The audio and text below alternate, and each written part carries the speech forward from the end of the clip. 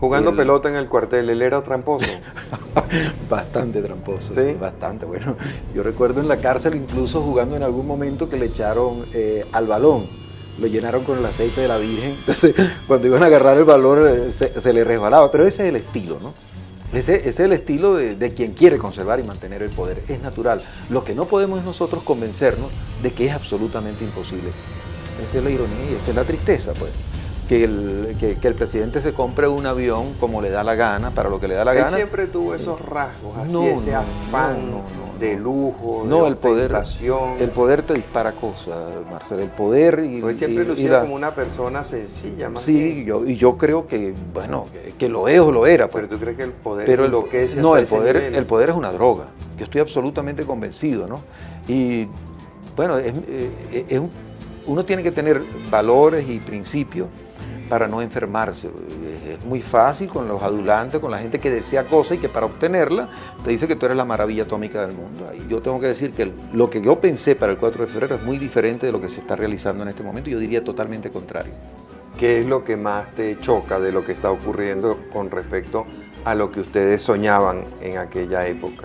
Bueno, que se captura un discurso de redención popular y se pone al servicio de unos intereses que solamente hacen, en términos muy coloquiales, el mismo museo con diferente cachimba. Es decir, la corrupción sigue campeando con otros actores y algunos actores viejos disfrazados con boina. La independencia... ¿Tú no crees que la corrupción es mucho peor ahora de lo que era en aquel momento? Sí, por el desorden yo estoy absolutamente seguro.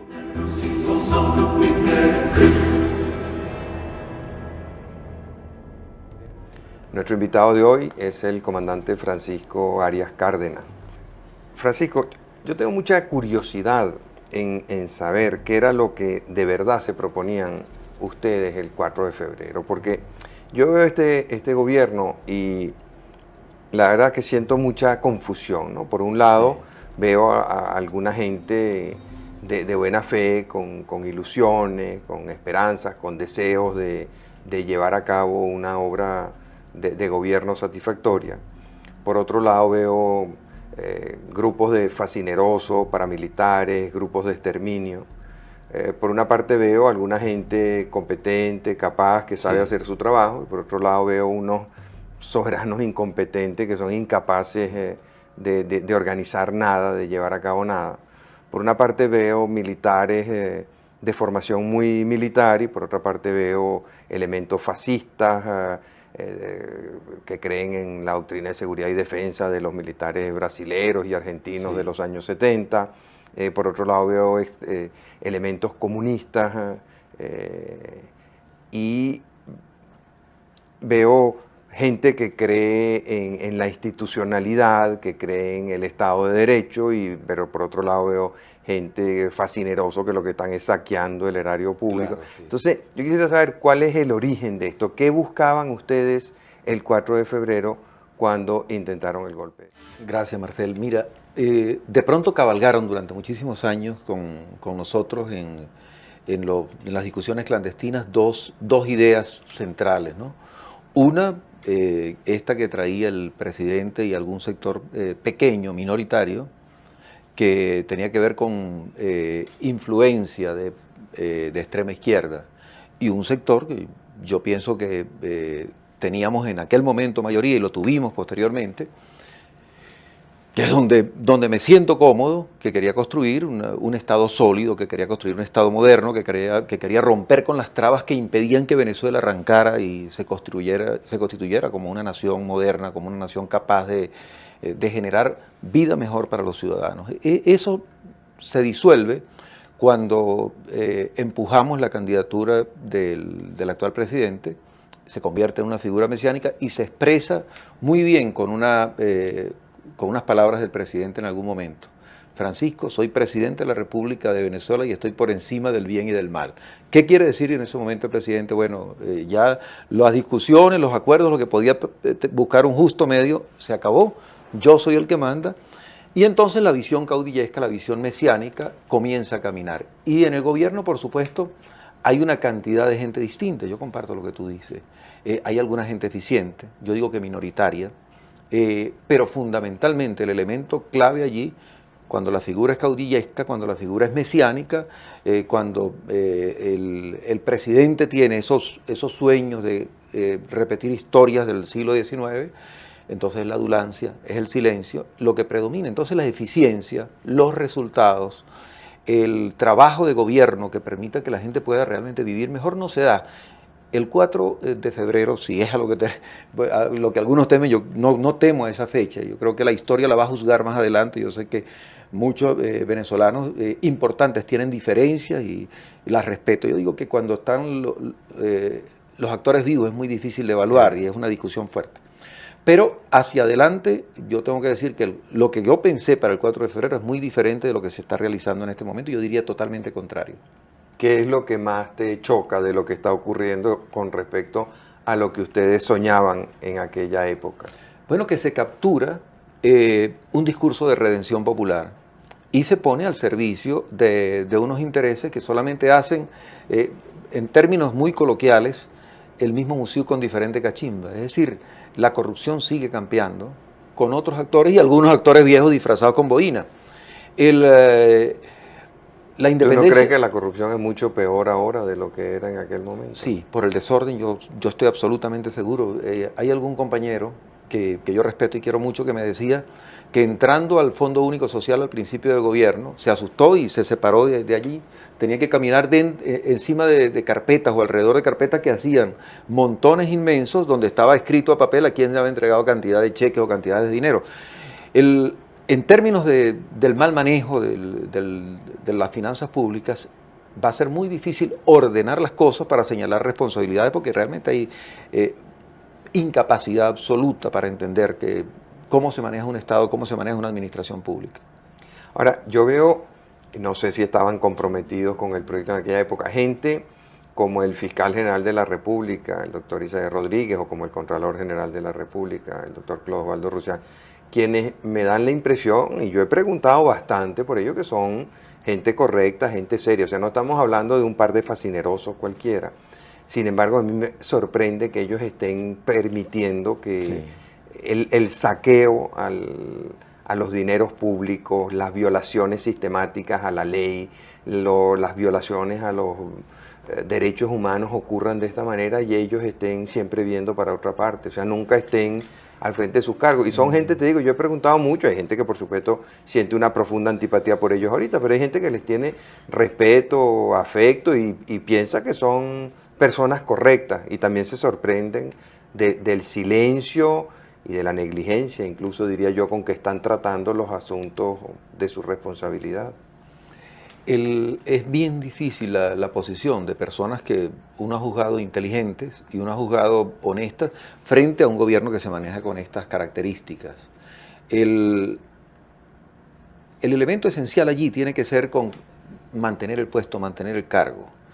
Y frente a la imponencia, frente a la fuerza de la figura presidencial, pretenden, para conservarse, para cuidarse, sabiendo el poder que tiene de control sobre los otros poderes públicos, no se atreven a dar un paso para exigir que se cumpla. No son capaces de cumplir con sus propios atributos, entonces, con sus propias responsabilidades. Entonces, yo pienso que todo lo que uno decía de bueno sobre ellos, lo que pensaba de bueno, frente a la realidad y a esas responsabilidades, obviamente que, mira, uno termina por decir con franqueza y con absoluta tranquilidad que no tenemos un fiscal. Además que es imposible planteárselo cuando como vicepresidente se va con una carpetica para que lo designen como fiscal porque aquí me mandó el presidente. Esa es una ruptura que es un contrasentido con relación a la crítica que hacíamos antes de emerger militarmente nosotros. Un contralor que es designado por el presidente, designado por el gobierno y que define, bueno, en el momento de la ruptura en que sale alguien que tenía mucha ascendencia sobre él, por la vieja militancia urredeca, entonces él define amarrarse aquí y conservarse. Dicen que los cojos se buscan para rascar, los mancos se buscan para rascarse. Entonces terminan amarrados dentro de un elemento de vicios y de una comparsa de faltas de ética, de falta de esencia, de esencia profesional y de responsabilidades, que al final tenemos que quitarlos a todos y no podemos escoger, Marcelo.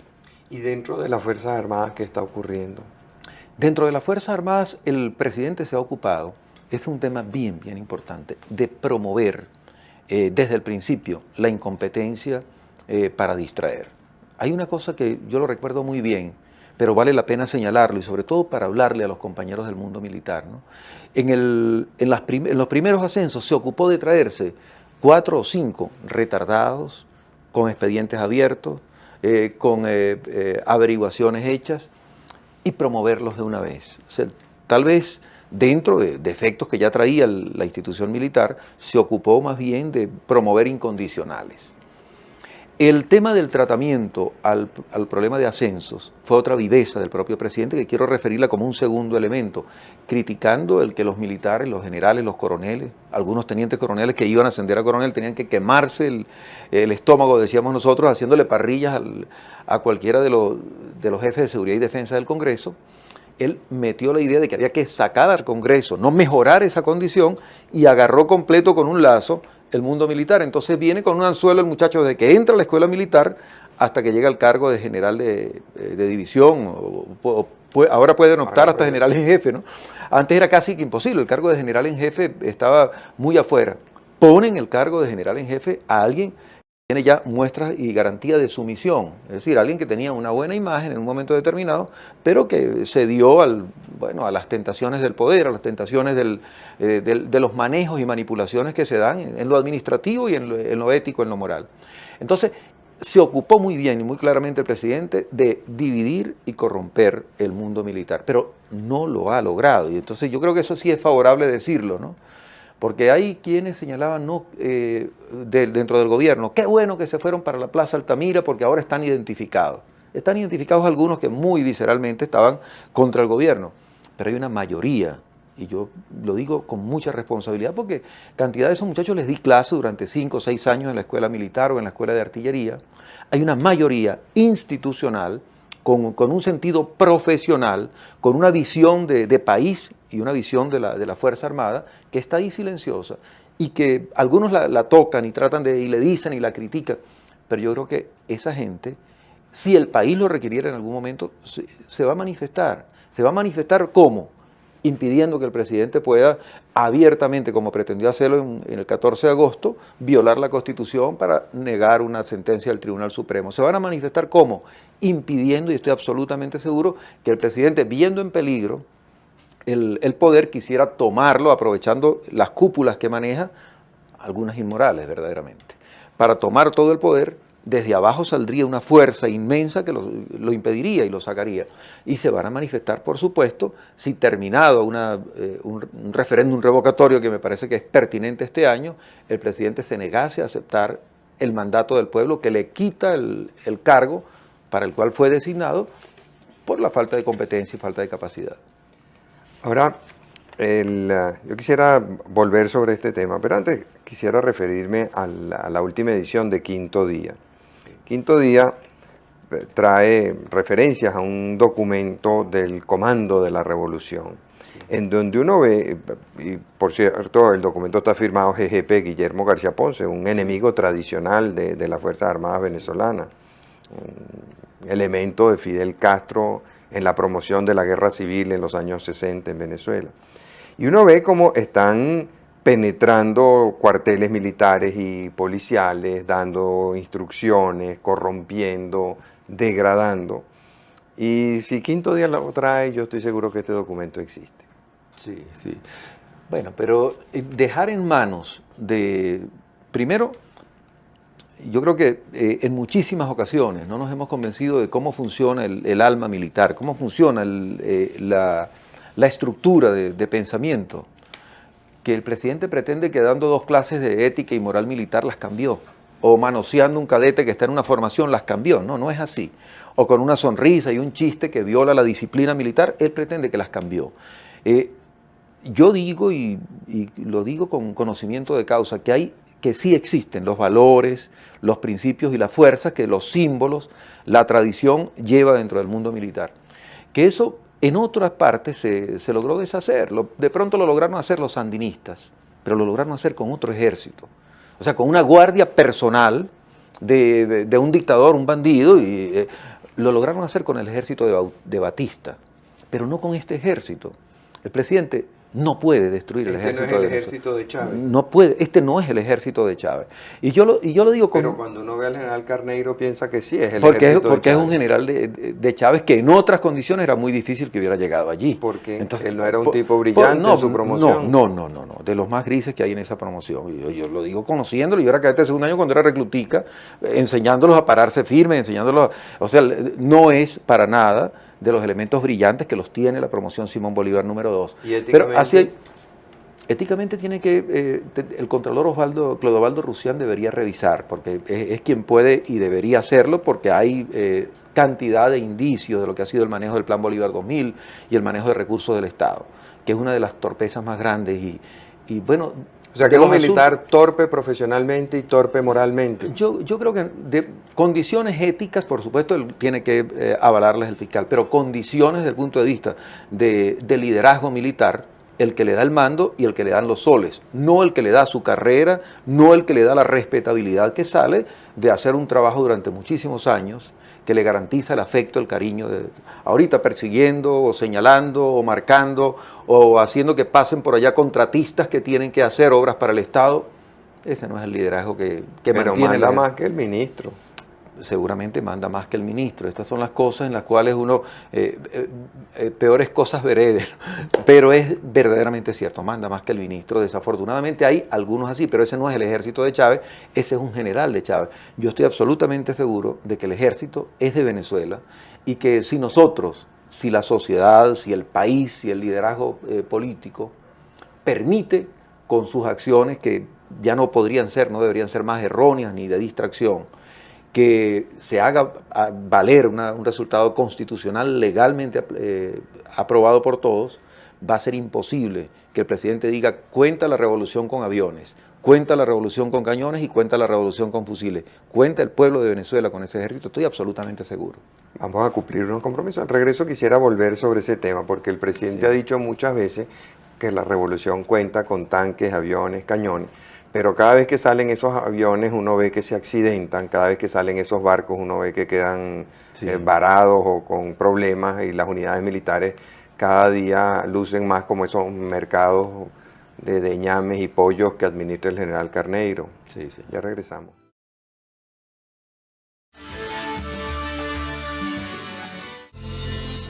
Analizando la situación militar, uno ve una situación difícil de comprender, por lo menos desde el punto de vista civil, porque o sea, ¿cuáles son las prioridades que uno entiende que tienen las Fuerzas Armadas? Bueno, la defensa de la soberanía. La soberanía está seriamente cuestionada en Venezuela.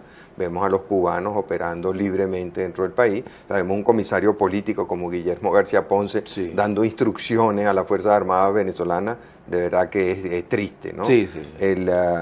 Luego, el tema de la defensa nacional también lo vemos seriamente cuestionado. El apresto de las Fuerzas Armadas es cada día peor.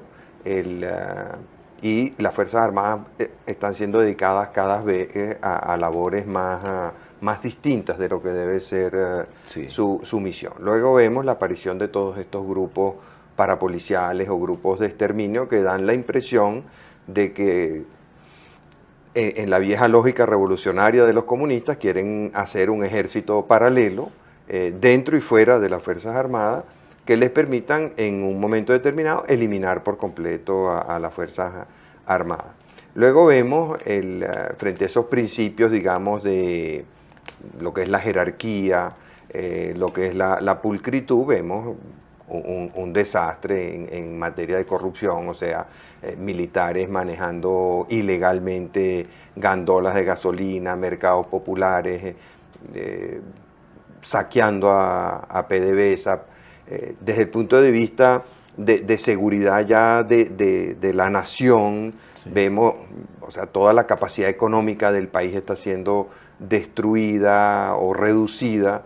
Entonces, a mí me preocupa mucho lo que pueda ocurrir en el seno de las Fuerzas Armadas, porque evidentemente muchos oficiales tienen que estar sintiendo una enorme indignación frente a lo que está ocurriendo. O sea, cuando en una división militar está uno de los secuestradores de Nihaus, otro capataz político, comunista, dando instrucciones, recibiendo libios, recibiendo cubanos, disponiendo desde el DIM y la DICIP a quien persiguen, a quien investigan, a quien amenazan, a quien amedrentan.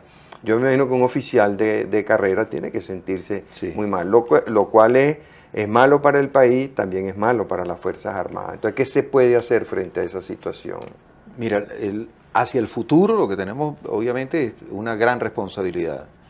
Yo le decía a algún oficial en un momento bien difícil, precisamente el 11 de abril, le decía al general Efraín Vázquez, ¿y qué van a hacer? ¿Qué vamos a hacer? Nosotros vamos al mundo militar, nosotros vamos a encargarnos de nuestra responsabilidad, nosotros tenemos una responsabilidad constitucional, esto tienen que resolverlo los civiles. Bueno, parte de otra conversación aquello, pero la mayoría de los oficiales tiene ese sentimiento. La mayoría absoluta de los oficiales tiene el sentimiento de ¿para qué entra? El muchacho que quiere ser militar, y uno podría dar 2 o 3 características de la vocación del hombre de armas, esa disciplina, esa organización, el que le califiquen por sus propias capacidades y condiciones, y por supuesto el ver en la guerra y en el sacrificio por la patria una carrera sacrificada y dura, pero ver en eso una realización de vida. Es vocación. Yo pienso lo que tiene el muchacho cuando entra a la Fuerza Armada Nacional. No es la primera vez que un presidente se lanza con el tema del apoyo de la Fuerza Armada a la sociedad civil. Lo hizo, muchos lo han hecho, los planes cívicos, las acciones cívicas eran constantes. Un acuerdo con un gobernador, un acuerdo con un alcalde, y fácilmente el cuartel, que tenía ya esa condición, lo impulsaba. Hay otras cosas que serían de mucho más empuje.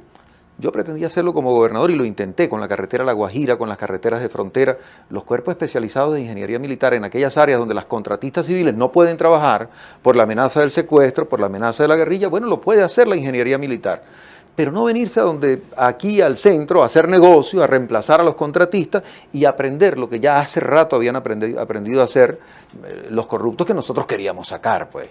Este papel de la Fuerza Armada Nacional en el manejo y administración de lo público, desde el principio se lo critiqué al propio presidente. Le dije, ¿por qué le vas a entregar a Cruz Wefer 90.000 millones de bolívares? ¿Con qué planes? ¿Con qué proyectos, chico? ¿Para qué? Porque jugaba pelota. Oficial muy capaz, porque jugaba pelota contigo, vale. Porque jugaba pelota contigo, le vas a entregar. Porque era del equipo de béisbol y era entonces el que te saca la chicha cuando llegaba, el que te hacía educación física y tal. Esta sin razón, yo sí creo que formaba parte, analizándolo un poco a 2 o 3 años de distancia, formaba parte de este mismo plan que consistía en ascender incompetentes, en manosear el mundo militar, en tratar de controlarlo, en quitarle al Congreso la facultad de revisar ascensos. Era el papel de control del mundo militar. Esto de los mercados populares se ha convertido, frente a la crisis, por supuesto, en una excusa, ¿no?, frente a la situación real del país. Pero frente al mundo militar, yo no sé si se acuerdan ustedes, ¿te acuerdas perfecto, Marcel, de los planes de vuelo de los aviones de la Fuerza Aérea? La destartalada flota aérea de la Guardia Nacional del Ejército y de la misma aviación, bueno, se destruyó. Y no pasó de ser otro de los grandes bluffs, de las grandes, pero ¿a qué costo, no? Porque que hay un desfile militar, no, está presta y lista la aviación militar. Entonces tienen que estar recuperando helicópteros para pasar 5 o 6 helicópteros, o sea, tratar combinando, de casualidad no tendrían que pintar helicópteros civiles para pasarlos allí.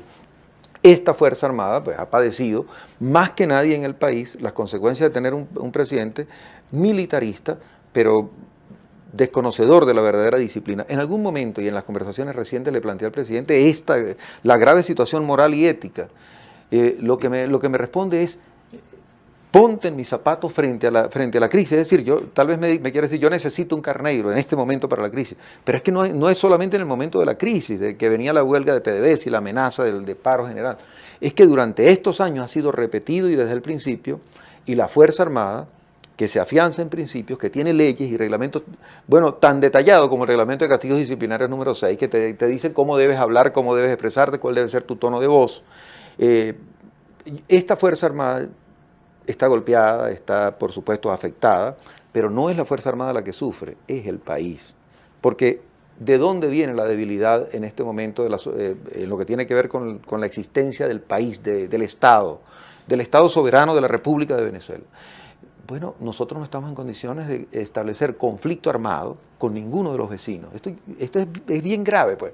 Nosotros dentro del subcontinente latinoamericano, con todos los defectos, teníamos una aviación que, bueno, se esforzó desde Gómez hasta Lucinchi en la misma condición. Dicen que cuando le plantearon a alguien de un avión de alta capacidad, no sé si fue Gómez, que decían que pudiera ir a Bogotá y regresar, o sea, con la interpretación de que esa era una posibilidad de una confrontación. En estos momentos, la flota de la Fuerza Aérea, la flota de la Marina de Guerra, pero sobre todo los que ocupan el terreno, desmoralizados, en otras funciones. Los guardias nacionales me paran en las carreteras. No tenemos botas, ustedes no son militares que llegaron. Bueno, recuerda que estoy en la oposición, pero usted no llegó, usted no le dice al presidente que no tenemos medias botas, que tengo que comprar los uniformes, que yo estoy ganando menos que un policía. El guardia nacional está ganando menos que un policía. Eso no le duele, por supuesto, a los generales de la Fuerza Aérea que están haciendo, perdón, de la Guardia Nacional que están haciendo sus negocios, no le duele a Gutiérrez, pero la verdad es que esa Fuerza Armada que está pasando necesidad abajo existe, está vigente. Y bueno, pero el chupadólares puede volar sin escala hasta Irak. Esa es la ironía y esa es la tristeza, pues. Que el presidente se compre un avión como le da la gana, para lo que le da la gana. Él siempre tuvo esos rasgos, así ese afán de lujo, de ostentación. El poder te dispara cosas, Marcelo, el poder y... Pues siempre lucía como una persona sencilla, más bien. Sí, yo creo que, bueno, que lo es o lo era. Pues. Pero tú crees que el poder enloquece. No, el poder es una droga. Yo estoy absolutamente convencido, ¿no? Y, bueno, uno tiene que tener valores y principios para no enfermarse. Es muy fácil con los adulantes, con la gente que desea cosas y que para obtenerla te dice que tú eres la maravilla atómica del mundo. Ahí al lado puede tener un Pérez Arcay que le está repitiendo todos los días que hacía Bolívar en el momento en que se levantaba hace 200 años, un 22 de marzo. ¿Y tú crees que Chávez puede estar tan desubicado del mundo real como para pensar que él... Bueno, yo lo he oído decir cosas... Comparable a yo he oído a los presidentes en que las cosas que dice, repite, bueno, lo que ocurría en aquel momento. Entonces, esta situación, para volver a este tema que es demasiado delicado, porque creo que merece la pena señalarlo, hay una carencia de presto operacional porque no hay entrenamiento, porque no hay renovación del material. El grupo de lanzadores de cohetes múltiples, donde yo participé el 4 de febrero, todavía está en las mismas condiciones, es decir, la artillería misilística del Ejército de Occidente, donde tenemos los conflictos con la guerrilla, donde tenemos el reclamo por el Golfo de Venezuela y por la delimitación, el grupo de artillería que va a dar sostén a las posibilidades, bueno, no tiene cohetes, no tiene lanzadores, y los soldados se dedican a hacer mercado y a cuidar las bombas de gasolina. Pero así como está ese grupo que le duele a uno por la relación directa, están la mayoría de las unidades del país. Esto que digo de la Guardia Nacional es absolutamente cierto. Ahora, los generales los generales chavistas, prefieren adorar al presidente que decirle no hay plata para mantenimiento, requerimos dinero para comprarle botas a los guardias nacionales y a los soldados, y unidades que tienen 25% del parte de tropas, que tienen que están padeciendo no solo en lo que tiene que ver con asignación de personal, sino que hay unidades que no reciben de hace 1 o 2 años lo que tiene que ver con gastos de mantenimiento. ¿Con qué compran combustible? ¿Con qué compran?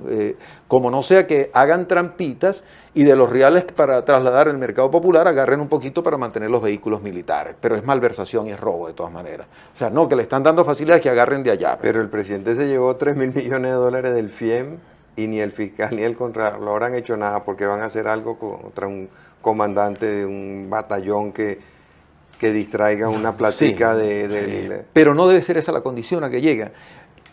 La otra condición, la otra situación que hace muy difícil el establecimiento de una línea de acción en el caso de la frontera venezolana y que tiene que ver con la soberanía es la falta de discurso coherente por parte del presidente con relación a la guerrilla, con relación al narcotráfico. No hay, el general que va a ascender, yo oí algunos informes de Néstor, de Néstor González cuando estaba en el teatro de operaciones, pero un general o un coronel que quiere ascender y que tiene enfrente una patrulla del ELN o de la FARC, está en una situación de disyuntiva, porque dice, bueno, yo quiero ascender, yo quiero ser general, yo quiero llegar a los altos, pero si le disparo a esa gente, el presidente tenía aquí a Ballestas, porque lo tenía el presidente, secuestrador de un avión colombiano y protegido por la DICIP. El presidente tenía aquí a Montesinos, lo tenía el gobierno de Venezuela, es decir, que se escondan, que no hay jueces, ni hay abogados, perdón, ni hay fiscal para determinar la verdad. Entonces, frente a un gobierno que no tiene para los enemigos, para los adversarios de Venezuela, una posición coherente, ¿cómo queda el militar? Entonces, cuando Colombia reclama, no, que los militares venezolanos están dándole asilo o tienen a tiro fijo de aquel lado, bueno, lo que los militares venezolanos tienen en la frontera es una gran duda porque no hay una posición uniforme por parte del presidente de la República con relación. Días pasados trató de enmendar el capote y arreglarlo. Y sería bien bueno que el ministro de la Defensa, que nos habló de su experiencia en la guerra del Salvador, que se mostró siempre como un hombre de Occidente convencido de la disciplina y la organización, retomar ese discurso y asumir una política frente a dónde están los enemigos, dónde están los adversarios, dónde están los amigos, porque uno piensa así cuando está en el mundo militar. Lo primero que tiene como elemento para analizar frente a un problema que tiene que ver con una situación de conflicto es amigos, fuerzas amigas, fuerzas enemigas. Y si no saben o no hay un discurso claro por parte del comandante en jefe acerca de si la guerrilla colombiana es amiga o enemiga, ¿cómo van a actuar? Pero tú no crees que el presidente ha sido muy claro en que fuerzas amigas son la guerrilla colombiana, fuerzas amigas es Cuba, fuerzas amigas es Irak? Él nos enseñaba, yo me imagino que ahorita la tiene escondida, pero la foto de su paseo en carro con Saddam Hussein. Sí, bueno, en este momento debe tenerla escondida, pero es un grave riesgo para el país, que dentro de la veleidad de un presidente que llega, yo no sé si está consciente de la gravedad que significa que un jefe de Estado que gobierna para 24 millones de personas, se siente al lado de un dictador para pavonearse en una calle de Bagdad. No sé si hay... Y esta situación que lo que contiene para la Fuerza Armada, que tenía ya una visión de esos casos, por lo menos es confusión. ¿Quién va a resolver esto? O sea, ¿cómo va a resolverse? Tiene que resolverse primero con el relevo. Yo digo que las Fuerzas Armadas... los oficiales, la tropa, los suboficiales profesionales de carrera van a acompañarnos en revocarle el mandato al comandante en jefe, porque afortunadamente el comandante en jefe recibió una responsabilidad que le dimos todos los venezolanos, pero a quien más está dañando, además del país, o una de las instituciones más importantes del país que está muy afectada es el mundo militar. Yo estoy absolutamente seguro que si salieran a la calle, cuando le preguntemos a la gente de la Fuerza Armada Nacional si revoca o no el mandato al presidente de la República, una mayoría de por lo menos 80% estaría con el sí. Vamos a cumplir unos compromisos, ya regresamos.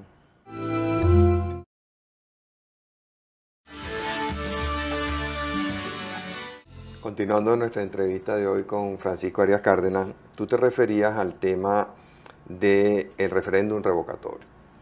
Después de casi un año de esfuerzo, el presidente Carter, la Organización de Estados Americanos, las Naciones Unidas, el PNUD, lograron convencer al presidente de que debía aceptar la opción electoral, sí, con la condición de que fuera pacífica, de que fuera democrática, de que fuera constitucional.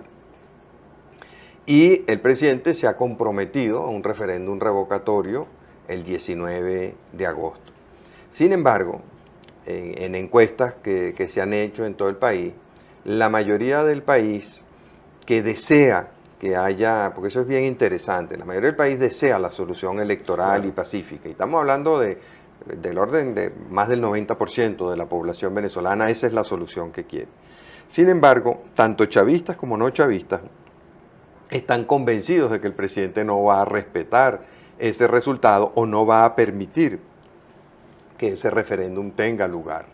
Entonces, ¿qué va a hacer el país frente a eso? Ya nos metamos en el tema de la Fuerza Armada. ¿Qué va a hacer el país que desea esas elecciones, pero que a su vez está convencido de que el presidente va a poner todos los obstáculos posibles y de que en caso de que no pueda evitarlo, no lo va a respetar?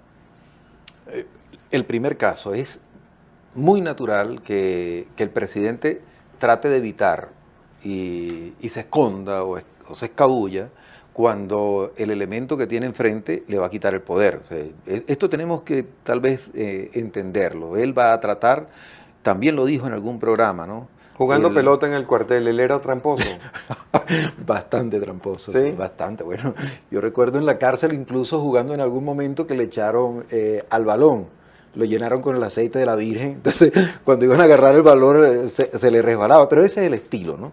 Ese es el estilo de quien quiere conservar y mantener el poder, es natural. Lo que no podemos es nosotros convencernos de que es absolutamente imposible. Tenemos que primero entender que después de estos años, y probablemente muy poco antes del 11 de abril y posterior al 11 de abril, año y medio, tal vez 2 años, hemos venido trabajando más con la rabia que nos provoca la actitud y la intemperancia del propio presidente, que con salidas que nos permiten llegar a un objetivo. Yo lo digo con mucha frecuencia, cuando el presidente ha tratado de violar la ley abiertamente, se ha conseguido con una pared. Después de la sentencia, la repito, lo quiero repetir nuevamente porque es para mí importante, del Tribunal Supremo exonerando a los oficiales del 11 de abril, el presidente dijo barbaridades del Tribunal Supremo de Justicia, obscenidades incluso. Fueron unos oficiales retirados y algunos congresantes a pedirle a los militares de Fuerte Tiuna que se insurreccionaran contra el decreto del Tribunal Supremo. Prácticamente es, vamos a alzarnos y vamos a tomar todo el poder. Fue una pared y no salieron ni siquiera los oficiales que están comprometidos desde cualquier punto de vista cerrado con el gobierno. Al otro día, una circular del comandante del ejército asumiendo que se respetaba la sentencia y un día después la del ministro de la Defensa. Estas dos circulares tienen que ver con el movimiento interno, o sea, ellos ante la presión de sus subalternos tuvieron que asumir una posición. Entonces, esto porque no, que él no lo va a aceptar, si nosotros lo logramos, él lo va a aceptar.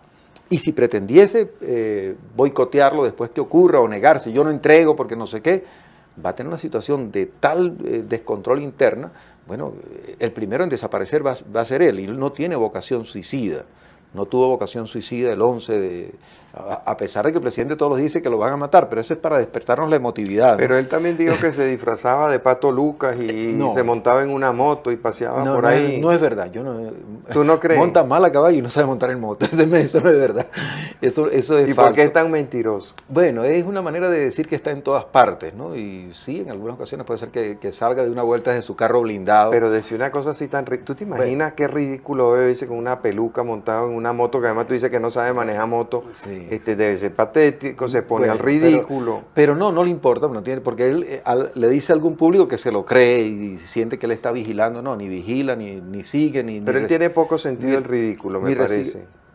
Bueno, porque cuando uno se siente Dios, sabe que está por encima del bien y del mal y que el ridículo es para los mortales, o sea, a él no le toca el ridículo.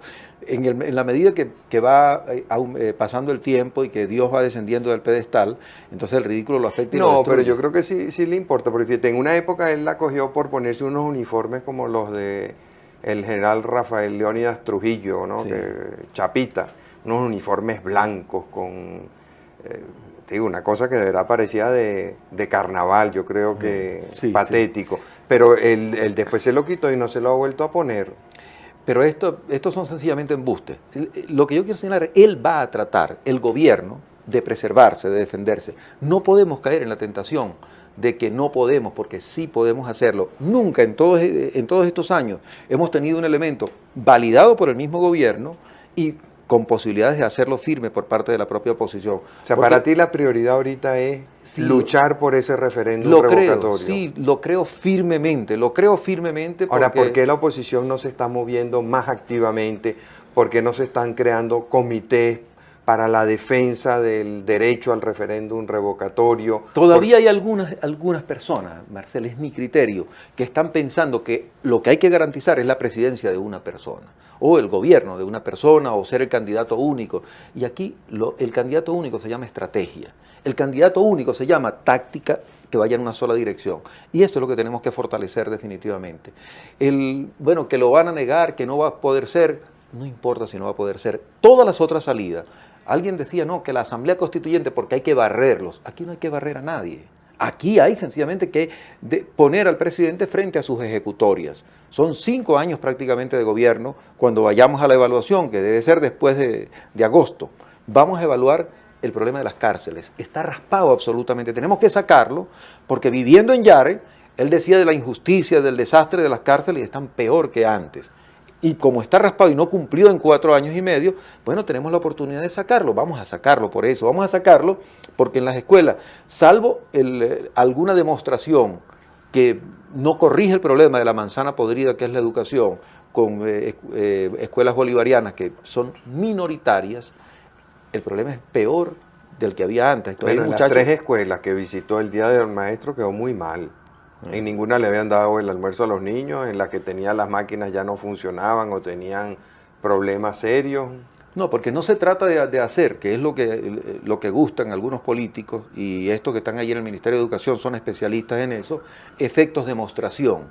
Aquí se trata de transformar la educación y no tienen condiciones para eso. Ahora, tú decías hace un momento una cosa muy interesante. Sí. Aquí no se trata de barrer a nadie. Ahora, ¿cómo se va a hacer con los que han prostituido a las Fuerzas Armadas, con los que han saqueado a PDVSA, sí, con los grupos de exterminio y las organizaciones paramilitares y parapoliciales que se han creado? ¿Cómo se maneja esa situación? Ellos van a tener que ir a los tribunales y van a tener que responder.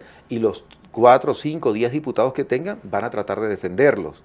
Pero vamos a quitarles el poder, que es lo más importante. Vamos a quitarles el poder porque después vendrá la evaluación de estos años, después vendrá la revisión. ¿Qué piensas tú de esa comisión que crearon, Cazacacos, que me contaron en estos días? No hay ningún. Sí, grupos de la oposición y creo que están dirigidos por el excontralor Eduardo Rocha Lander, que además es una persona sería, muy seria. Sería bien bueno. Y la idea es perseguirlos como hicieron con Salinas de Gortari, con Ferdinand Marcos, con Suharto, de buscar todo lo que se han robado, sí, y por procedimientos judiciales, pues devolvérselo a la nación. La idea es excelente, Dios quiere que pueda materializarse, pero que comience a acumular desde ahora, porque va a tener bastante material y bastante trabajo que hacer. Es bien importante que eso se pueda hacer. Pero si se evalúa el gobierno por la educación, digo, fracasa absolutamente. Si la evaluamos por el problema de las Fuerzas Armadas, ya lo dije anteriormente, el 85% por lo menos va a decirle, bueno, lo quitamos. ¿Tú crees que esa es la proporción tan alta? En las Fuerzas Armadas es más alta que en el país, porque sienten eso, sienten lo que está pasando. Alguien me podría preguntar, bueno, ¿por qué entonces no actuaron en diciembre pasado con la huelga general? Bueno, es producto de errores que cometimos todos en lo que ocurrió, por eso no actuaron. Pero además, porque la situación en que se va a presentar va a ser sencillamente voten y den su opinión, y la van a dar los familiares. Es minoritario absolutamente la gente que cree que la destrucción de la Fuerza Armada que es beneficiosa, y lo que lo están haciendo, bueno, lo que se están beneficiando, pero son minoría, afortunadamente. Si lo evaluamos por la salud, mira, es imposible pensar que una persona que no fue capaz de resolver el problema de los ambulatorios del Distrito Federal o del municipio Libertador vaya a resolver los problemas del país. Esa gente es incompetente. El problema estructural de la salud tampoco lo ha tocado. Bueno, yo no sé si tú has tenido oportunidad de pasar por el Palacio de Miraflores, pero es un asco todos los alrededores del Palacio de Miraflores. Pero y esa es su residencia, esa es la sede del poder. Sí, pero es dar limosnas y esta estupidez de estar mandando 4 o 5 personas para Cuba en lugar de estar arreglando los hospitales nuestros. Ahora que hablas de Cuba, y no quisiera que dejáramos de lado el tema regional, porque tú tuviste la oportunidad de ser gobernador, de ser un buen gobernador, y yo creo que la mayoría de los venezolanos sentimos que el proceso de descentralización ha sido muy positivo. Sí. Sin embargo, en estos últimos tiempos hemos visto cómo el gobierno ha venido tratando de estrangular de una manera sistemática, continua, metódica a la provincia, y le está negando recursos tanto a los estados como a las gobernaciones como a las alcaldías. Recientemente el gobernador Manuel Rosales decía que al Zulia se le deben más de 750.000 millones de bolívares y comentaba con indignación que Cuba estaba recibiendo más apoyo del gobierno de Venezuela, sí, que el Zulia. Ahora, el Zulia es el estado más grande, entonces si está recibiendo Cuba más que el Zulia, pues Cuba está recibiendo más que Yaracuy, Cuba está recibiendo más que Monaga, más que Táchira, que Mérida, que Trujillo. Seguramente, y es un estado donde no hay venezolanos, ¿no? donde hay extranjeros. Pero el esfuerzo, yo luché por la descentralización, la ley de asignaciones económicas especiales, bueno, fue un logro del Zulia unido y del país unido en torno a un liderazgo zuliano. Lo que yo no entiendo es cómo se trabaja votando con el gobierno por parte del propio Rosales, votando con el gobierno y poniendo sumiso y condecorando a la gente del gobierno mientras que no llegan los recursos. O sea, no vamos a establecer una llorantina cuando han pasado ya 2 años y medio en que no se reciben recursos. Mira, por menos de eso, y yo lo dije desde hace bastante tiempo, no es ahora que lo digo, por menos de eso le tomé el puente a Caldera. Bueno, señor, yo mismo metido en la mitad, le tomé el canal de navegación y paré el ingreso de leche importada en el puerto de Maracaibo. El liderazgo tiene que ejercerse reclamando desde el principio, no llorando después, porque no podía tener votando... ¿Y eso no es un poco lo que le puede estar pasando a las Fuerzas Armadas? No, lo de las Fuerzas Armadas pienso que es distinto por la estructuración, que es una estructuración eminentemente militar y cerrada, es la formación misma, pero tú, gobernador, tú sabes que tienes 5 votos en la asamblea y lo prioritario es los recursos para mi región. Yo pienso que en este momento los gobernadores deberían estar poniendo a todos los diputados, primero convocándolos, a los de la oposición y a los del gobierno, para lograr que en el Congreso y en todas las instancias en que sea posible, se resuelve el problema de los recursos de la provincia, porque es sumamente grave, además de ser efectivo con el gasto de los recursos, ¿no? Producir resultados, producir evidencia de que esos recursos no van para el contratismo, no van para el negocio, sino que van a mejorar las condiciones de vida de las regiones. Pero a través del Congreso se puede hacer, si se suman todos los diputados y se cuestionan frente a cada una de las regiones. Las movilizaciones, yo no estuve de acuerdo y rechazo la actitud del presidente de ir al Zulia a decir barbaridades del gobernador. O sea, no tiene por qué hacer eso un presidente. Bueno, es un abuso de poder, es ilegal. Es absurdo totalmente. Pero es más absurdo todavía que el gobernador, en un estado que está pidiendo recursos, gaste 1.200 millones de bolívares para hacer una movilización mayor que la del presidente y montarse a decir las mismas tonterías en una tribuna. Vamos a agarrar esos reales y vamos a traer la gente para acá con autobuses, al Ministerio de Hacienda, al Palacio de Miraflores, zulianos pobres, zulianos ricos, y carabobeños pobres y ricos, y vamos a reclamar los recursos allí. Porque sí es bien importante, y la gente de la salud, la gente de la educación, los empleados públicos en general, estoy absolutamente seguro de que van a ir, pero además la gente que siente que esos recursos, si le comprometemos, bueno, en tal barrio, están aquí los planes de inversión en cloacas. Señores, acompáñenme a Caracas, porque esos reales no me los están dando y son de ustedes. En tal urbanización tenemos este plan, no nos llega. El Hospital General del Sur y los dolientes del hospital, hablando del Zulia, por ejemplo, de Maracaibo, aquí está el plan. En el Urquinaona tenemos este plan, vamos a reclamar eso en Caracas. La gente va a venir. ¿Qué van a hacer? Van a matar a los zulianos que vengan a Caracas a reclamar lo que le pertenece al Zulia. Pero después de estar votando y condecorando al presidente, entonces pasa demasiado tiempo y cuando se va a reaccionar ya tienes el agua al cuello, pero todavía es tiempo para hacerlo. Yo creo que es indispensable. Yo le he dicho al gobernador del Zulia que uno está dispuesto para ayudar en esa idea y la pelea o la discusión por poder regional será posterior, pero ahorita es darle una respuesta al problema de inversión de Estado que es demasiado importante en el Zulia. ¿Tú estás aspirando a volver a ser gobernador del Zulia? Aquí Quinto Día lo dicen, por cierto. No, en la columna de Miguel Salazar. Yo salí en un momento, yo salí del Zulia. Te ponen en muy mala compañía, ¿vale? Dice que vas a ser candidato del chavismo a gobernador del Zulia, que en Anzoátegui va a ser William Izarra, que en Monaga va a ser Diosdado Cabello, que en Carabobo va a ser el general eructante. No. Y que Rangel y Bernal repiten en Petare y Caracas. Mira, si se diera una candidatura de Arias Cárdenas en el Zulia, no hay ahorita elecciones, por eso tenemos que hablar del revocatorio y de otras cosas. Y ahí tanto... Eso tiene que ser la prioridad. Esa es la prioridad, no hay otra.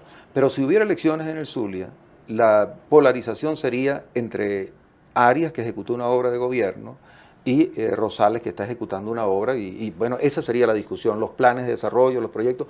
En el Zulia ya derrotamos hace tiempo al gobierno nacional. Al presidente lo derroté en el 95, cuando fue a decirle a los zulianos que no votaran por Arias porque lo iban a perder para la revolución. Bueno, ganamos y gobernamos con todos. ¿Por qué dejó él esa onda abstencionista en la que estuvo durante varios años? Porque vio que ganaba Arias Cárdenas en el Zulia y le pudieron meter la idea fácilmente, Miquelena y algunos otros, que esa era la vía, porque él pensaba que era abstencionismo y seguir preparando un aparato militar. Entonces, eso lo iluminó. Después en el 97 fue a pedirnos apoyo y es la única vez en que ganó en el Zulia. Nos pidió apoyo, cuando votamos la constituyente lo apoyamos también, en el 2000 lo derrotamos nuevamente. Y estoy seguro, absolutamente seguro, de que tanto Rosales como Arias, es decir, los zulianos, vamos a derrotar el gobierno, el sí O sea, que allá no tiene chance. El sí al revocatorio en el Zulia va a tener por lo menos 90%. Bueno, de pronto estoy exagerando un poco, pero va a ser contundente realmente. Sí. ¿Y en Venezuela? En Venezuela vamos a estar en 75%, Dios mediante, si trabajamos duro, si nos convencemos de que esa es la salida, si pensamos que no hay atajos que hacer y nos preparamos para las emergencias, por supuesto. Recientemente vi que Unión, tu partido, presentó una solicitud ante el Tribunal Supremo de Justicia para que aclaren si el presidente de la República puede ser o no candidato después de ser revocado su mandato. Sí. ¿Qué es lo que están buscando ustedes con eso? Decir que no vamos a caer en esa discusión. O sea, que lo defina el Tribunal Supremo de Justicia, pero que eso no es lo contundente, ese no es el nudo, ese no es el centro. O sea, lo fundamental es que haya el referéndum revocatorio. Que haya el referéndum revocatorio, pero además, si el presidente perdiese, sería bien necio ir a llevarse la segunda paliza, pues entonces ya no importaría el tema de candidato único, cualquiera de los candidatos lo va a derrotar en la segunda. Sí. Lo importante es que haya el revocatorio y que logremos quitarle el mandato a quien no ha sido capaz de dar respuesta a los problemas del país. Y yo estuve verdaderamente... O sea, la razón para ti de quitarlo es que él no le ha cumplido al país. No le ha cumplido al país nacional, pero además nos confronta, nos pone en riesgo, nos destruye. Y lo digo, mira, con la franqueza y para la gente que está todavía y cree en el presidente. Yo, bueno, mientras se dio todo este proceso después del 11 de abril, después que me llamó para señalarme que sacara las manos de las Fuerzas Armadas y tal y cual, yo le dije, vamos a hablar del país, e iniciamos una serie de conversaciones y le planteé que él mismo convocara. Incluso cuando me dijo de ayudarlo, le dije, bueno, perfecto, sí, ponemos una fecha para la elección y dispuesto para ayudar, para contribuir. Debería mostrarle al país la carta que le mandé planteándole, porque había un riesgo bien grande de confrontación, de muerte, ¿no? Bueno, mira, no yo, entonces, ¿qué vamos a hacer? No, decidió que no iba a salir de él la idea de solventar el problema para recuperar la gobernabilidad del país, tiene que salir de nosotros, pero no es porque no hemos hecho esfuerzos, hemos hecho esfuerzos en demasía, más allá de lo que se podía hacer, y creo que ahora todos tenemos que ponernos de acuerdo. Revocarle el mandato sencillamente quiere decir despedir un funcionario público que no tiene la altura, que no tiene la capacidad y no tiene las condiciones. Y eso tenemos que hacerlo sin dolor, pensando en que sí podemos construir el futuro, que puede haber un país mejor que el que teníamos todavía, superándonos, subiendo y entregándonos todos a la construcción. Bueno, muchas gracias, Francisco. Gracias, Marcelo. Muchas gracias, amigos, por su atención. Los espero el próximo martes al mediodía.